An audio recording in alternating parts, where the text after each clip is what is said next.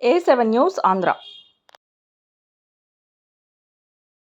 ఈరోజు నూజివీడు మండలం గొల్లపల్లి గ్రామంలో గ్రామ సభలో సర్పంచ్ బి వెంకటేశ్వరమ్మ అధ్యక్షులుగా సచివాలయం సిబ్బంది నిర్వహించారు. మాజీ సర్పంచులు ఎస్టీపీ వెంకటేశ్వర్లు, గోగినేని శ్రీనివాస్ కుమార్, అప్పారావులు పాల్గొని మాట్లాడారు. గ్రామంలో చేపట్టవలసిన పలు అభివృద్ధి కార్యక్రమాలు ఎంజీఎన్ఆర్ఈజీఎస్కి సంబంధించినవి గుర్తించి తీర్మానం చేశారు. ముఖ్యంగా గత 5 సంవత్సరాల క్రితం మొదలైన పనుల గురించి చర్చించారు. పంచాయతీ పరిధిలో వివిధ సమస్యలపై తీర్మానం చేశారు.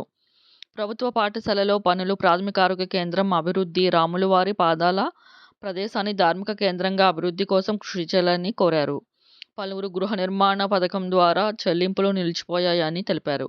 క్షేత్రస్థాయిలో పనులను గుర్తించి వాటిని రాతపూర్వకంగా రాసి గ్రామ సభలో అధికారులకు వినతి పత్రం ఇచ్చి త్వరితగతిన అభివృద్ధి పనులను చేపట్టవలసిందిగా కోరడమైనది.